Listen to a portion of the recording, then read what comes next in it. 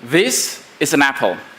You can look at it from the right, you can look at it from the left. It doesn't change the fact that this is still an apple. But what you may not know is that this apple has so much story behind it. Throughout human history, there are 3 apples that have changed the course of humanity.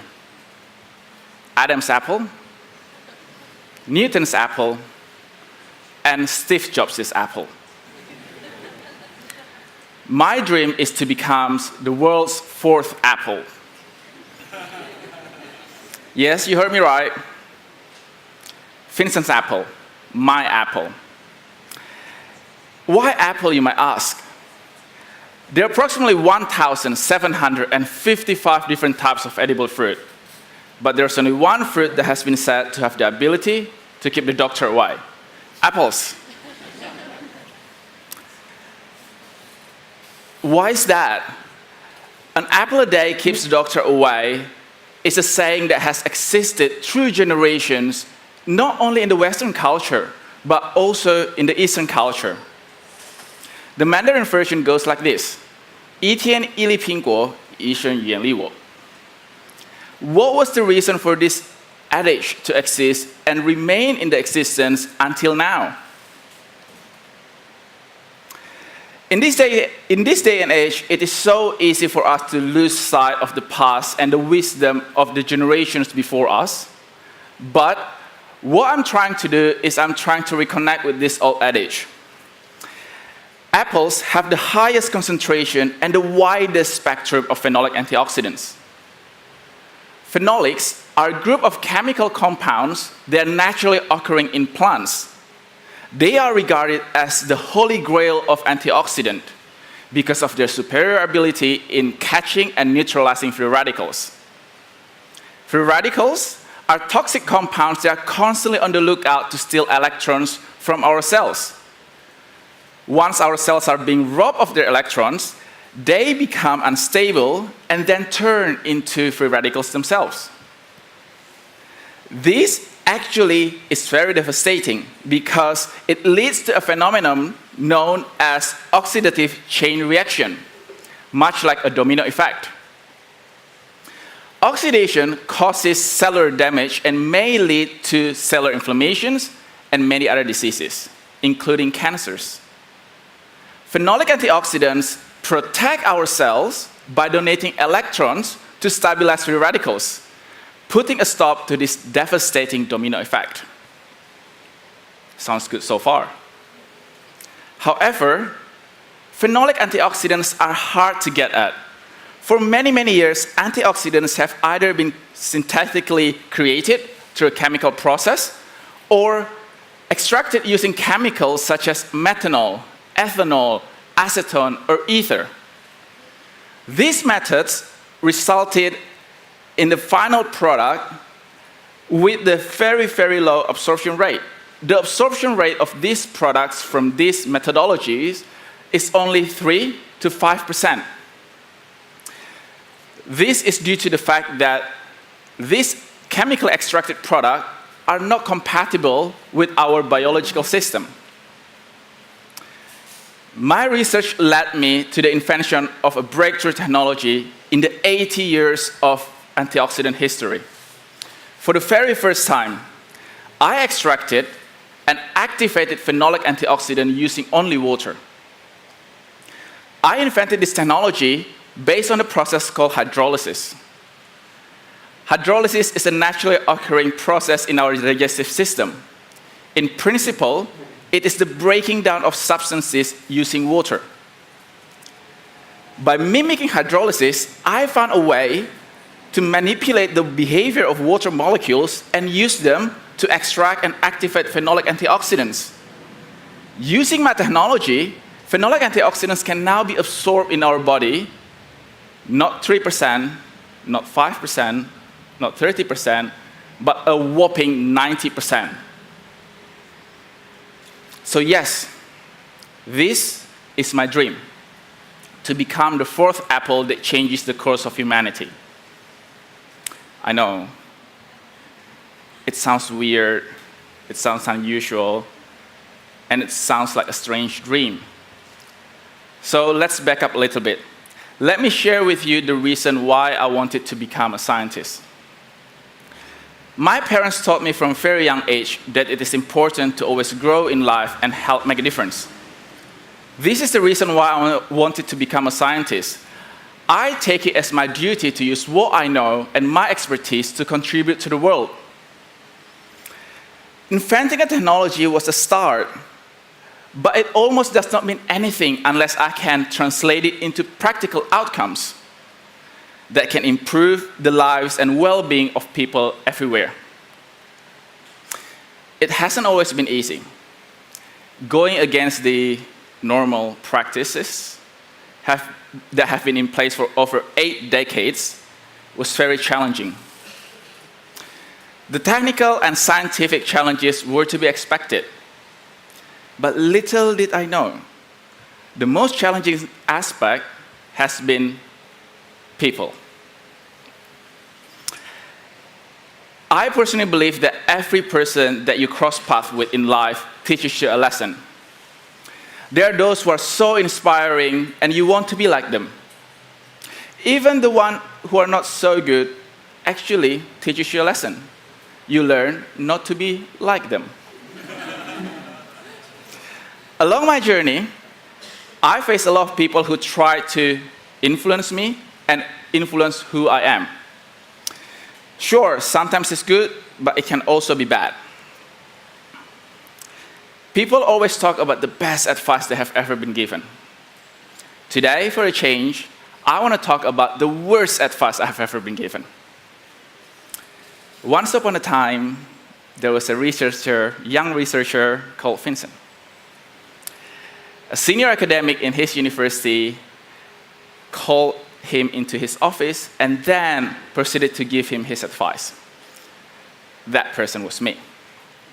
He sat me down and he told me, Vincent, if you want to succeed, you have to be less like you. You can't be too outspoken. Basically, you have to be less like you. Being raised Indonesian, my reaction was very Indonesian. Let me explain. One thing that Indonesians are not very good at is saying no. This inability to say no actually makes us so very creative. We say, maybe, later, tomorrow, we nod, we smile, anything but to say no. So I nodded and I sort of kind of held back my tears. I used to commute for 4 hours from where I live to my lab. It means that I had a lot of time to myself. Actually, looking back, those self-reflecting moments have been so instrumental in shaping who I am today. Anyway, the commute on that day was horrible. I was very shocked by that conversation because here I was trying to achieve my dream, trying to make a difference in this world, and then I was just told that being who I was not the way to succeed. I was thinking, what was going to become of me?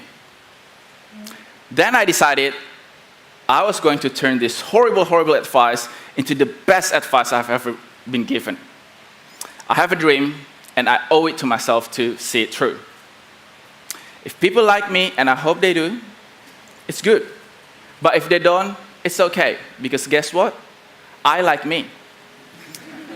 I realized that if you have a dream and a passion to change the world and make it a better place, or in my case, a healthier place, I have to be prepared to be different. Being the same isn't gonna get me anywhere. I was no longer willing to be molded and shaped into doing something that was not my passion. Be bold, be brave, and be you, because being yourself is what is needed to change the world. That was what I told myself. I spoke to my mom about it, and she told me something that was so profound. She said that, don't be angry or upset if people don't understand your journey. It's not their job to understand it. As long as you understand it, that's the most important thing. When I graduated, I was the youngest PhD holder in my field in the world. I invented a world's first technology to naturally extract and activate phenolic antioxidants without the use of any chemical solvents. They are the most potent dietary antioxidant in the world. I was 25 at that time, and I was young and naive, and I thought that, wow, having created this world's first technology, I was so ready to change the world. What I didn't know, having the world's first technology was only exciting for approximately 3 seconds. Because then I realized, nobody has ever done this before. No manufacturer could actually do my process. No existing manufacturing process could do what I want, what my technology would want to perform. This is when I realized that just dreaming is not enough. You have to wake up and take a shower and fight for your dream. I literally had to build and create a series of manufacturing processes to perform my technology. Which brings us back to my apple, an apple a day. I successfully transformed my research into a tangible product that people can benefit from. I founded Renovatio. That's how I call my company. It means new life in Latin. Many people thought it wasn't the smartest idea. Actually, that's not what it said. Let me redo this sentence. Many people said it was a stupid idea to choose a name that most people can't pronounce, let alone spell. And they were kind of right. In the first several months of our existence, people thought that we were either a construction company or interior designer firm. However, I was being stubborn. Can you see the pattern here? But for a good reason. The name Renovatio serves as a reminder for me as to why I began this journey. It is easy to remember and be true to yourself when you start out, but I have heard so many stories where people get confused and they lost their original vision when money and success come into play. I named my company Renovatio to remind me of that sincere purpose, which is to give people a new life in the way that they are healthier and happier. My groundbreaking research has enabled me to make advances in science, but to me, most importantly, it gives me the ability to help improve people's health and well-being. I received Australian government recognition as an individual with a distinguished talent in research and academia, the youngest to have ever received the honor. I said all that not to brag, I promise. I said all that because I want to show you that there is a story behind everything, and that even though I received the worst advice and faced doubts, I used it to fuel my dream. I really hope that an apple a day becomes known as world's fourth apple, Vincent's apple. So yes, it is an unusual dream. It is strange, it is weird. In this day and age when people want to go to Mars and make robots, this young person on the stage wants to be the world's fourth apple. But it is my dream. So it is important, at least to me. So if I may ask you one question now, what do you want? Think about it. You don't have to think 5 years, 10 years from now. What do you want tomorrow? What do you want now? Some dreams have to be put aside and they remain as hobbies. But some dreams can become your life. I believe that dreams do come true as long as you put in the work. You have to be yourself. You have to work hard and smart for your dreams. Because it is not other people's job to understand it. It is your job because it is your dream and it's your journey. So yes, this is not just an apple. This is my apple. This is my dream and this is my story. What's yours?